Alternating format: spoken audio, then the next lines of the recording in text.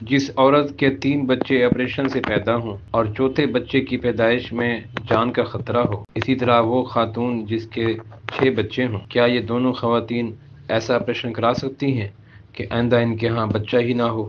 دیکھیے 3-4 بچے normal delivery سے ہوں یا 2-3 بچے آپریشن کے ساتھ ہو جائیں، عورت کا بچہ دانی نکلوانا یعنی کہ ایسا آپریشن کروا دینا کہ ہمیشہ کے لیے اولاد کا سلسلہ بند ہو جائے، یہ بالکل حرام، ناجائز اور گناہ ہے۔ شریعت اسلامیہ اس کی ہرگز اجازت نہیں دیتی۔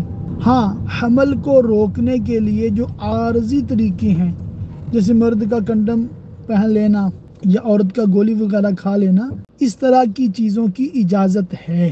عورت کا بچہ دانی نکلوا دینا یا مرد کا نس بندی کروا دینا پرماننٹ، کہ جس سے اولاد ہونے کا سلسلہ ہی رک جائے، اس کی شریعت بالکل اجازت نہیں دیتی۔